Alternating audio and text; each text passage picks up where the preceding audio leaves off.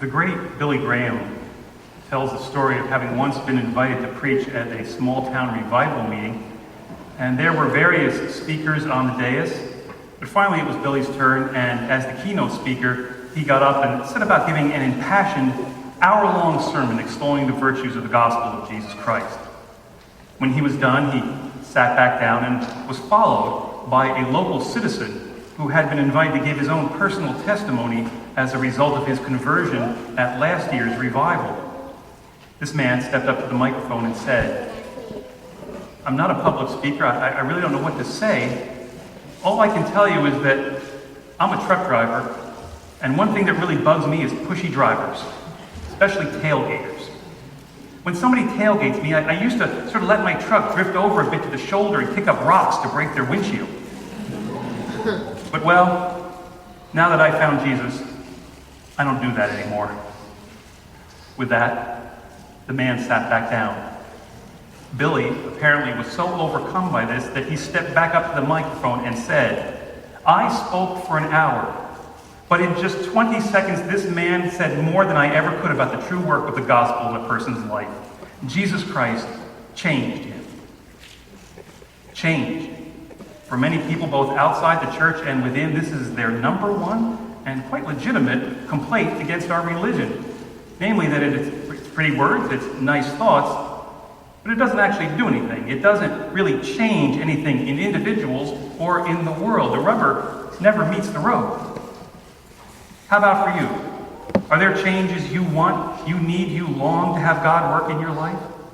And is your belief in Jesus Christ, your practice of faith, consistently producing such transformation, or is it just as often falling flat? As we've noted in the past, it has been said that if your religion doesn't change you, then you need to change your religion.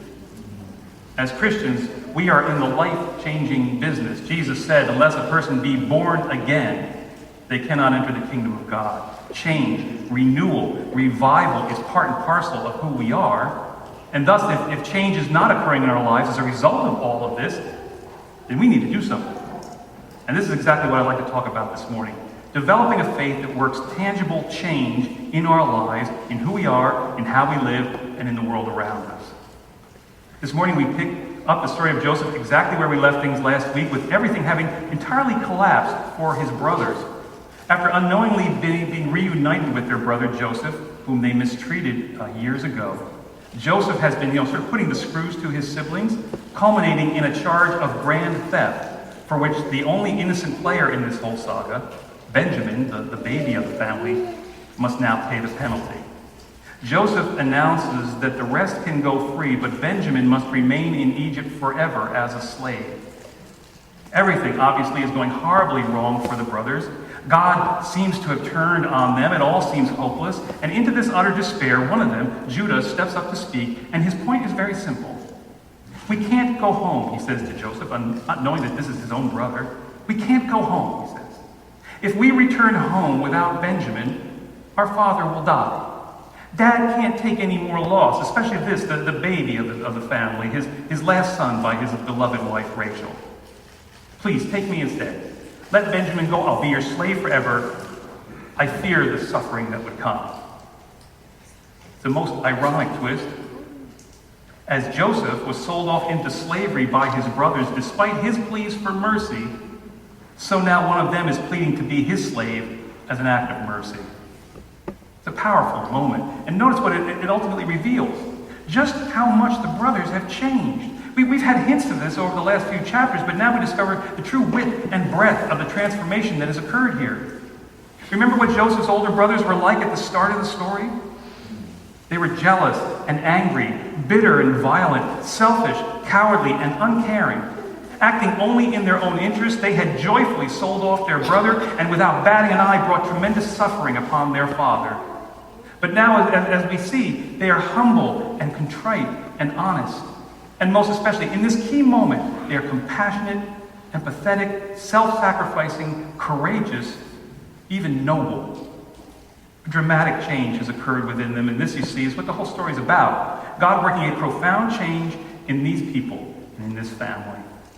That is, what this story is all about is a God who is not distant and removed, uncaring and uninvolved. Faith in God, not just something of words and ideas and abstract concepts that ultimately mean nothing, but rather a transforming God, active and very near, and faith about experiencing this transforming power in our lives. The brothers have changed greatly, and as we will soon see, Joseph has changed as well. And God will finally work a tremendous healing, renewing change of this entire family. Although I would just note that that's next week, same time, same channel. Always got to get in the commercial. But this is a story of a transforming God working great changes in the lives of his people to help. What do we learn? How do we make ourselves more receptive, more open and inviting to God's transformative power in our lives?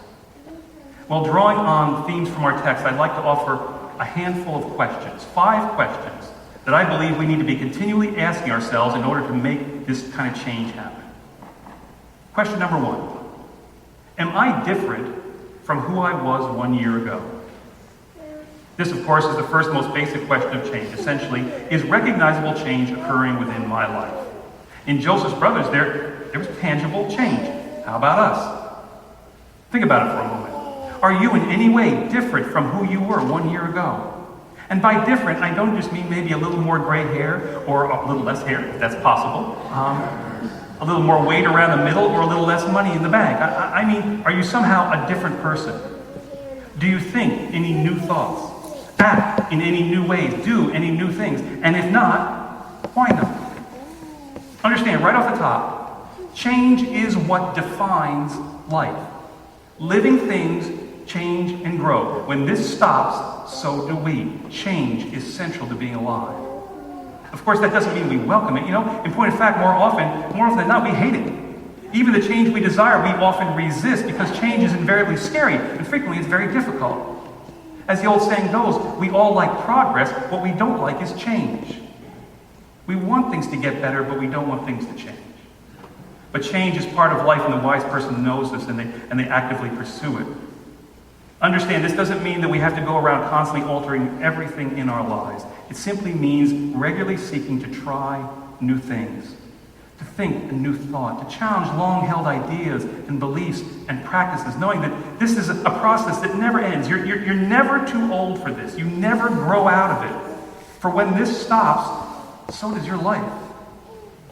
Think of it this way. Have you ever heard of Grandma Moses? Anna Mary Robertson Moses, affectionately known as Grandma Moses, lived to be 101 years old, and she was world-renowned for her primitive rustic paintings. Well, do you want to know when she took up painting? It was when she was 78 years old. You see, living people who experience wonders, are those who never give up trying new things. You know? Someone once said that the main problem with most of our lives is that they're like soap operas. We can go away for months and not tune in on them, then 6 months later we look into the same stuff still going on, right? You know? William Blake said, the man who never changes his mind is like standing water and breeds reptiles of the mind. Mark Twain put it this way, he says, every now and then you need to take your mind out and dance on it. You know? First basic point, God's blessings meet those who pursue change. The person who experiences God's transforming power in life is first simply a person who is continually seeking after change in whatever way they can, for they know that to refuse this is to die. One author writes, a recent medical study reveals just how difficult change is for people. Roughly 600,000 people have heart bypasses every year in America. These people are told after their bypasses that they must change their lifestyle. The heart bypass is a temporary fix. They must change their diet, they must quit smoking and drinking. They must exercise and reduce stress. In essence, the doctors say, change or die. You would think that a near-death experience would forever grab the attention of the patients. You would think that they would vote for change. You would think the argument for change is so compelling that the patients would make the appropriate lifestyle alterations. Sadly, that is not the case. 90% of the heart patients do not change. They remain the same, living the status quo. Study after study indicates that 2 years after heart surgery, the patients have not altered their behavior in any way. Instead of making changes for life, they choose death. Change is that difficult.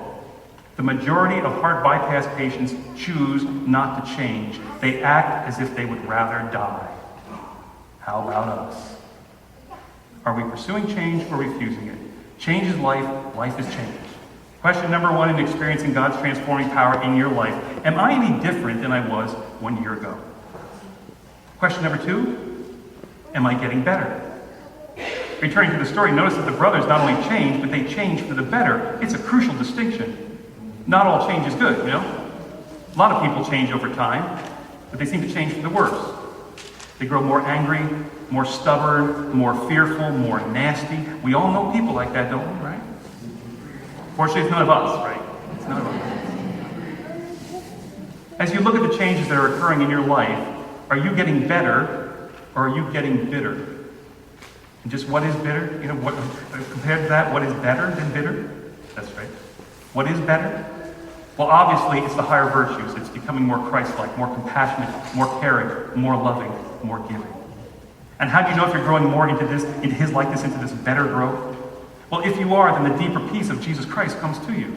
Right? You're just basically happier, more joyful, more confident, more trusting. Is this you? Another way to approach this question is, do you like your life? Or perhaps even more simply, how is your approach to life working for you? You see, a second thing that is in operation here that we have to recognize are our habits. We human beings, we're creatures of habit. And our habits not only at times hinder our change, as noted in the first question, but just as much they are also one of the most powerful instruments of our change. Think of it this way. We've all undoubtedly heard the saying, practice makes perfect. Well, technically speaking, that is incorrect. Practice does not make perfect. Practice makes permanent. Right? Wrong practice just makes you perfectly wrong. Right? Right practice makes perfect. You have to be practicing the right thing, as it's going to become permanent through repetition. Good habits produce good changes. Bad habits produce bad changes. So obviously you have to get the bad habits out of your life. So how do you change bad habits? Let's face it, habits are hard to break. Well, many argue that the secret is not even try to break them at all, but to instead simply replace them. Those destructive patterns you find unable to quit trying so hard to be rid of them and just introduce new activities that produce positive results. Drive out bad by filling up with good. Experience God's transformative power in our lives. Secondly, requires looking at the habits in our lives and where they are leading us, what change they are producing, and replacing those habits with habits that produce bad results with ones that produce good results. For instance, if you're always sad and depressed and the world just seems to be an incredibly lousy place, well, instead of griping, going around making a point to gripe to everybody, make a point instead to stop every day and find one thing to give thanks to God for and offer that up to God in prayer. If your relationships are all messed up and you're always criticizing everybody, force yourself to replace your words of complaint with words of praise. If you feel distant from God, instead of starting every day by watching the news, start every day by reading the Bible. If you find yourself constantly anxious about money, holding and seeking, give more away to someone else in greater need. Replace the habit that's hurting you. Have you ever heard of the fable of the touchstone? It's the story of a man who was told that if he could just find the touchstone, its magical powers could give him anything he wanted. And it could be found, he was informed, among the pebbles on a certain beach. All he needed to do was pick up a stone, and if it feels warm to the touch, unlike the other pebbles, he has found the magical touchstone. And the man went immediately to the beach and began picking up stones. When he grasped a pebble and it felt cold, he threw it into the sea. This practice he continued hour after hour, day after day, year after year, desperately seeking the touchstone. Each pebble felt cold. It was immediately tossed into the sea. But then, late one morning, he happened to take hold of a pebble that felt warm, unlike all the other stones. The man, whose consciousness had just barely registered the difference, automatically tossed it into the sea. He hadn't meant to, but he had formed a habit, and thus he threw away the whole life that he sought, much like you and I do every single day. Are your habits leading you toward life or causing you to throw it away? Question number 2, am I getting better? Which leads us into question number 3, who's to blame? Again, returning to the story, notice that Judah, in pleading for mercy, he doesn't argue the case, he doesn't make excuses, he doesn't try to pass the blame to anybody. He simply takes it upon himself. Essentially, he is willing to take his lumps and to be the one whose life changes, that this situation might change for the better. And this directs us to the third reason why we all so often don't experience God's transformative power in our lives. We, in contrast, spend all our time making excuses, trying to pass the blame, trying to get someone, something else to change to fix our situation, rather than accepting the fact that we are the problem and we are what has to change. Mahatma Gandhi put it very simply when he said, "You must be the change you wish to see in the world." The buck stops here. Real change only truly begins to happen when I realize that to fix my life and to fix the world, I'm the one who has to change. Nobody else. I have to work on me. One author writes, Prince, my colleague, loved playing with sticks. He was forever carrying around one in his mouth and was also forever trying to bring the stick inside through the dog door. No matter how many times he tried, however, he could never come through the door with that stick in his mouth. He would come up to the door, the stick sideways in his mouth, and it would always stop him. You could see his frustration, his angry thoughts. Stupid stick, stupid door. Our other dog, Candy, a Cocker Spaniel, however, had no problems bringing the stick into the house. And this was always a mystery to old Prince. Finally, one day when Prince was struggling to bring his stick sideways in through the dog door, Candy decided to help him out. As she was already in the house, she reached her head out back through the dog door and grabbed the end of the stick with her teeth. As Prince let it go, she very easily drew the stick by its end lengthwise through the door. And for Prince, the mystery was solved. He realized that to succeed in this matter, he had to change. And from then on, he always brought the stick in by pulling it through the door lengthwise. He discovered that the problem wasn't with the stick or the door, it was with him. A lesson I believe he was sent to teach me. Are we hindered from positive change because we won't take responsibility for our own lives? Question number 3, who's to blame? Which brings us to question number 4, what won't I do? Noted scholar writes, picture a scene from the Old West, sometime in the 1870s. Weary cowboys in dusty Levi's gather around a blazing campfire after a day on the open range. The lonely howl of a coyote counterpoints the notes of a guitar as the moon floats serenely overhead. Suddenly, a bellow of pain shatters the night as a cowpoke leaps away from the fire, dancing in agony. Hot rivet syndrome has claimed another victim. In those days, Levi's were made as they had been made from the first days of Levi Strauss, with copper rivets at stress points to provide extra strength. On those original Levi's, model 501, the crotch rivet was the critical one. When cowboys crouched too long beside the campfire, that rivet grew uncomfortably hot in a very sensitive location. For years, the brave men of the West suffered this curious occupational hazard. Then in 1933, Walter Haas, senior president of Levi Strauss, went camping in his Levi 501s. He was crouched by a crackling campfire in the high Sierras, drinking in the pure mountain air when he fell prey to hot rivet syndrome. He consulted with professional wranglers in his party. Had they suffered the same mishap? An impassioned yes was the reply. And Haas vowed that the offending rivet must go, and at their very next meeting, the board of directors voted it into extinction. The lesson? Quite often we won't change things until they really hurt us.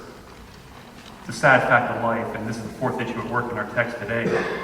Judah is willing to do whatever it takes to change the situation before him. Why? Because he has no other options. Everything has fallen completely apart around him. He's now willing to do whatever it takes. Sadly, this is what our lives so often come to. We know what we should do, but we resist. We refuse God until everything collapses around us, until we hit rock bottom. God hates to let it happen to us, but unfortunately, knowing human nature, frequently must allow it to happen. Must permit that anger, that bitterness, that selfishness, that food, that alcohol, that relationship, that whatever, to completely fall apart, to destroy everything. The point? Are you willing to do whatever it takes to fix your life? And if not, what greater hardship are you bringing upon yourself? What do you know you should do but won't? Well, what if you were to just do that today? To say I'm sorry, to forgive, to admit you need help, to ask for help, to talk to someone, to quit going it alone, to get out of situations of temptation, whatever.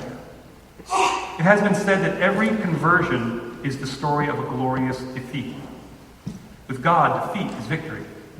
When we finally quit fighting what we know needs to be done, and with God's help, are willing to do whatever it takes to be well. Most people wait until everything has collapsed and so much is ruined before they will do this. The wise person surrenders long before that. Question number 4, what will I do?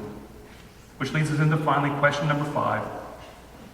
What does new life look like? Author William Alexander in his book, The $64 Tomato, reflects. If you were doomed to live the same life over and over again for eternity, would you choose the life you are living now?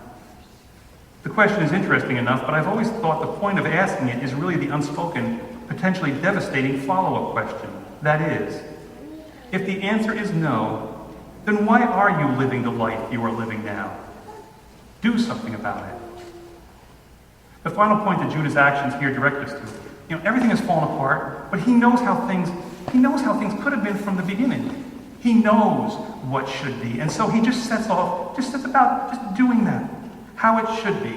He's not hoping for much, only to be ultimately surprised by the overwhelming transformation that comes in the wake of that action. Last question. What does new life look like to you? That is, what is the life you believe God wants for you today? Instead of sitting around waiting for that to come about, how about just setting about living it in any way, even tiny way you can right now? And realize, as with Judah, that is inseparably tied up in offering God's transforming, saving power to somebody else. If you want to find joy, do something that creates joy in the world. If you want a sense of fulfillment, do something that really matters for someone else. In a relationship gone wrong, be the one who's going to do what's right. In a world gone wrong, be the one who does what's right. What you do may, in the moment, seem like a tiny, entirely insignificant thing. But as it has been said, if you think you are too small and insignificant to be effective, you have never been in bed with a mosquito.